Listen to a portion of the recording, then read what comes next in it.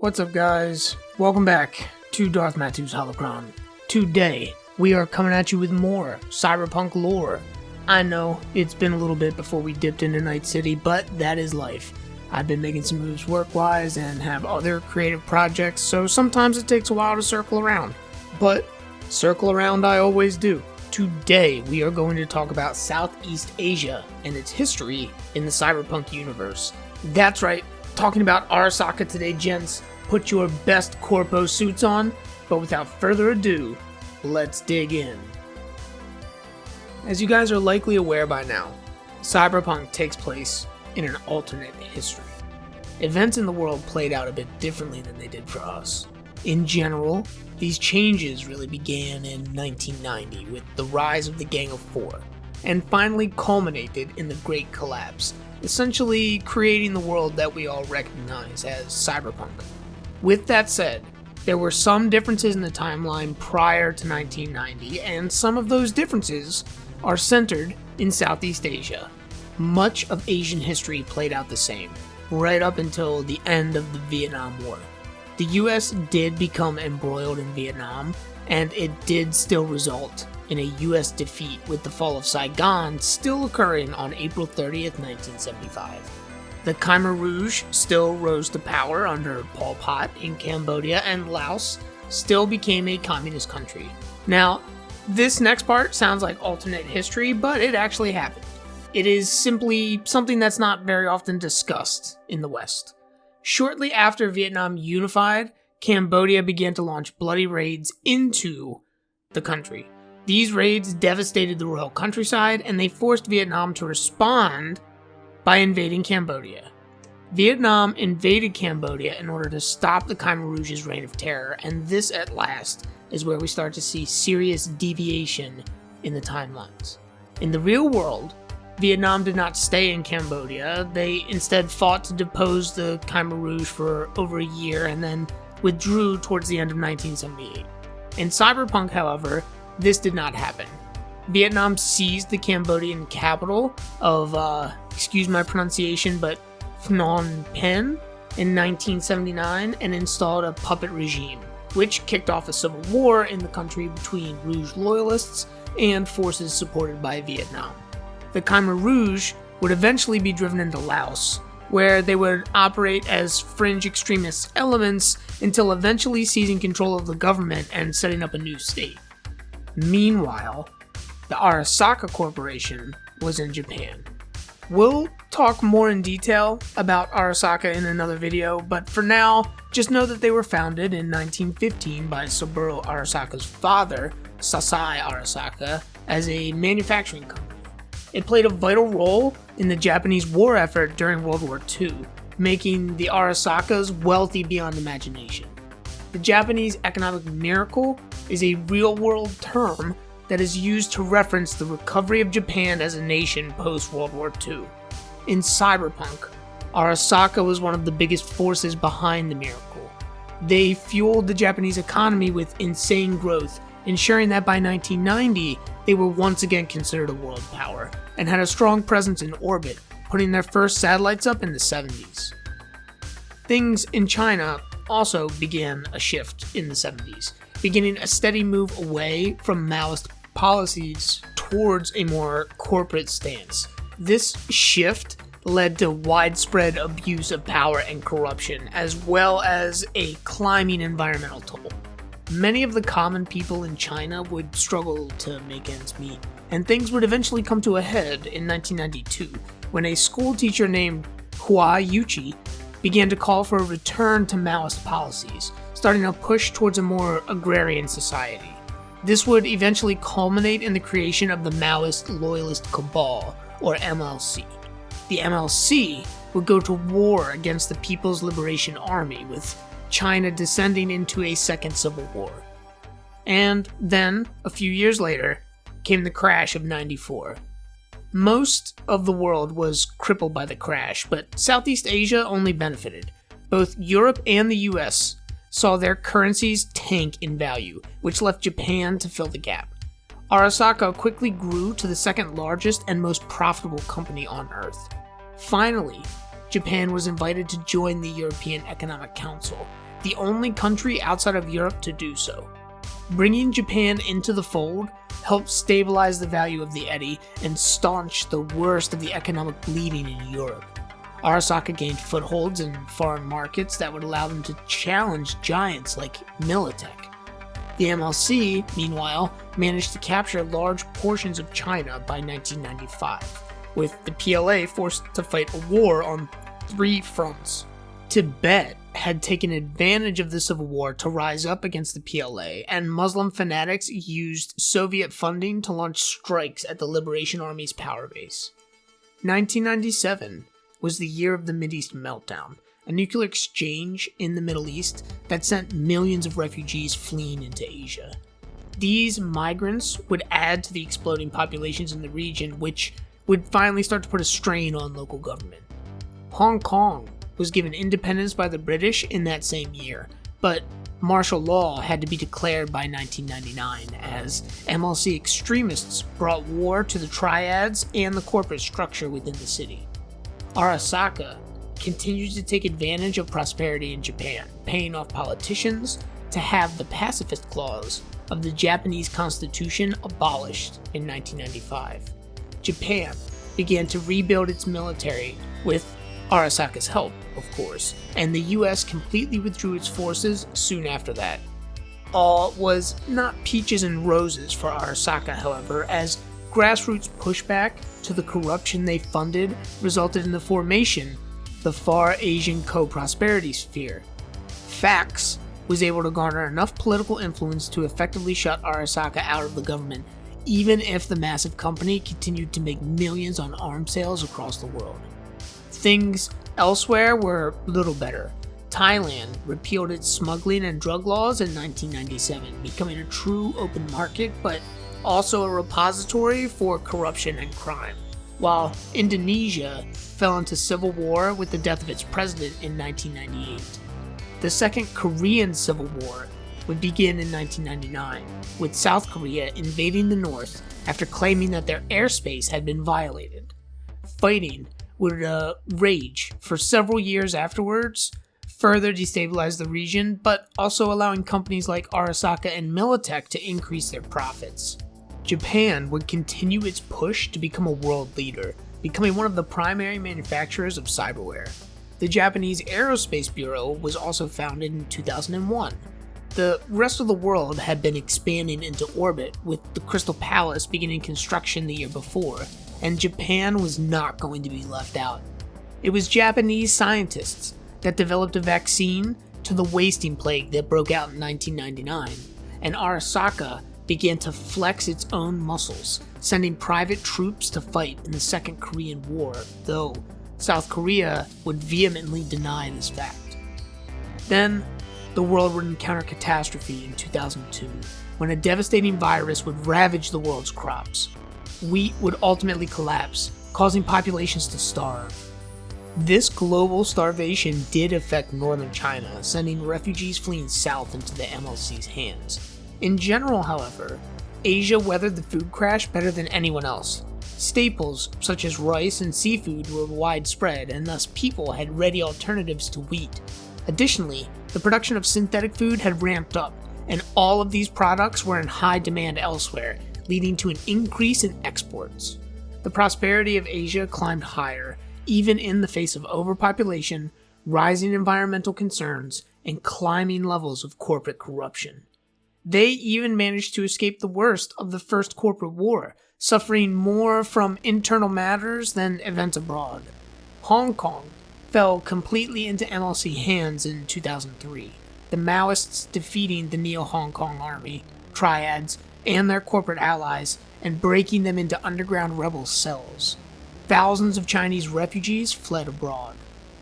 The Second Korean War would also come to a head, with General Lee Yong-yoon leading a coup against the South Korean government that resulted in the country falling into military control. He would then lead his people to victory against North Korea, uniting the two countries into the United Republic of Korea in 2005. Yoon was elected first president of this new republic, but he was killed in a bombing soon after. His subordinate, General Sunjin Park, was elected to replace him. Widespread conflict would finally come to the region with the outbreak of the Second Corporate War, which lasted from 2008 to 2010. Savoy had declared independence from the USSR, becoming its own sovereign entity.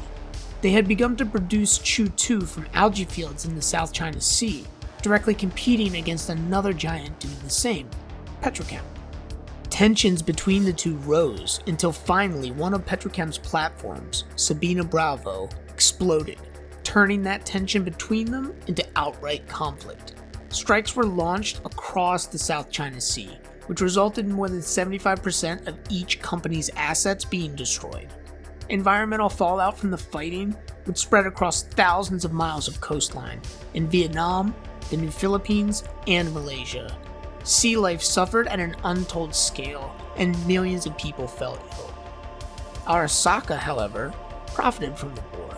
They seized the opportunity the chaos granted them, combined with the MLC's distraction fighting the remnants of the PLA in mainland China, to back the founding of the Chinese Republic of Taiwan. Japan announced their support for this new nation almost right away, with the CRT contracting almost solely with Arasaka for their national defense. This brought untold windfalls to the Japanese company, which grew in power until finally, the 125th Emperor of Japan, Shinka Tenno, was forced to resign. There would be a few years of chaos, but after that, a new empress would rise to assume the throne in 2019. Jinkyoku Tenno was only 13 when she came to power, and she was extremely naive when it came to her position. Yet, despite this, she was fiercely loved by her people, and this, of course, proved ideal for Arasaka, who cemented more power behind the scenes. People abroad began to respond to Arasaka's rapid growth in power. Militech made deals with the PLA, and soon the tide turned against the MLC. The People's Liberation Army had begun to retake China by 2013, and by 2014, even the rebellion in Tibet had been crushed. The Neo-Hong Kong Army was able to retake their island, where they formed their own company in order to maintain control. This created an uneasy status quo in the region, a triangle of tension, with Arasaka-backed Taiwan, the Militech-supported PLA, and the fiercely independent people of Hong Kong on the corners.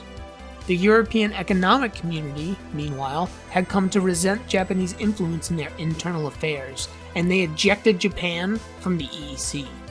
The Japanese, however, under the subtle guidance of Saburo Arasaka, had foreseen this move, and they reacted by declaring their own currency, the new yen. The new yen rapidly cemented itself as one of the most powerful currencies on Earth, and Japan began to economically support many weaker nations in the Pacific Rim, completely supplanting any ghost of US influence in the area.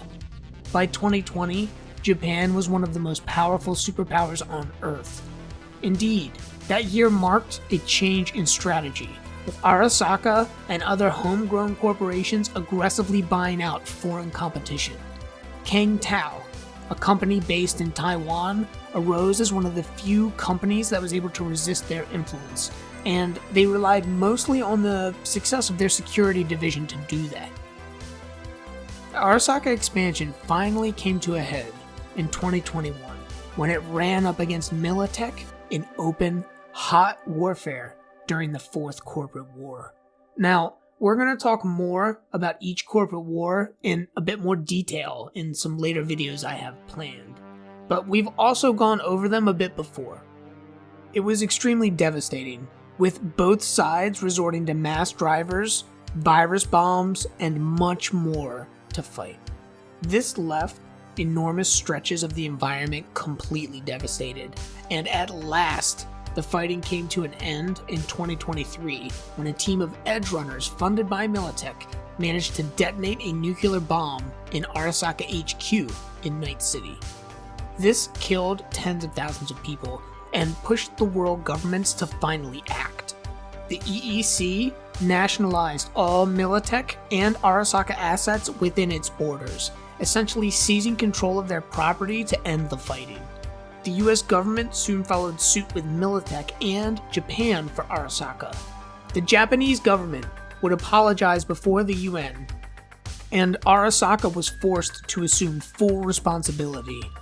Despite this, they also said that there was nothing they could do about Arasaka assets outside of their control. This led to a cascade effect that saw the company eaten up by national governments throughout Southeast Asia, or by Arasaka competitors like Kangtao. Arasaka was effectively reduced to doing business only within Japan, but despite this, the company limped on into the future. China managed to straddle a line during the conflict, using their space agency to sell satellites and other services to both sides. The United Republic of Korea was divided during the fighting, with the North collapsing into a state of near feudalism in the aftermath. Hong Kong was devastated by a virus bomb and left in ruins. It would eventually become a haven for rogue AI, called there by the engram of Alt Cunningham, who dubbed the refuge Ghost World. The aftermath of the Fourth Corporate War would leave no one unscathed, and it would kick off a period known as the Time of the Red, where the sky itself was stained red from the fighting. The decades afterwards were ones of very pained recovery, and the environmental toll of the war, continued corporate practices, and a still rising population continued to plague the region. Unique mega engineering projects, such as draining Tokyo Bay, were brought forth as ideas to help address some of these concerns. We also know that at some point, Korea reunified, becoming a stable society, though I couldn't find a specific date for when this happened. Companies like Arasaka began to slowly reassert their dominance. This would become especially apparent when the Unification War broke out in North America. The Militech-led new United States attempted to reabsorb the Free States by force in 2069, but the fighting was short-lived. Arasaka dispatched one of their super carriers to aid the beleaguered city, and the new USA backed off, unwilling to challenge the Japanese giant until they had recovered more of their own strength. This event would herald a return of Japanese influence on the world stage, with Arasaka again intervening in America in 2071 to help suppress mass rioting in San Francisco. And that essentially brings us up to the present day, 2077. I do not want to get too much into spoilers with the game here, but suffice to say that in 2077, Saburo Arasaka would pass away after more than a century, leaving the company in the hands of his son, Yorinobu. Yorinobu would respond to his father's death by blaming it on Militech and the new USA, increasing Arasaka security forces in Night City in violation of the treaty that ended the Fourth Corporate War. The peace was held, but tensions remain high, and there are rumors of Militech activity in the Badlands. But alright guys, that is going to do it for us here. This has been a very brief overview of Southeast Asian history from the lens of Cyberpunk, the setting and world created by Mike Pondsmith. Most of this information comes from the tabletop sourcebooks like the Pacific Rim sourcebook. I know the game and the anime are blowing up right now, but don't stop there. I'll try to link their website in my description so that you can check out the books. Seriously, they're well worth your time. Alright, well, if you guys enjoyed this video, and I hope you did, making it this long, please like and subscribe. Take care of yourselves out there, and as always, may the Force break your chains.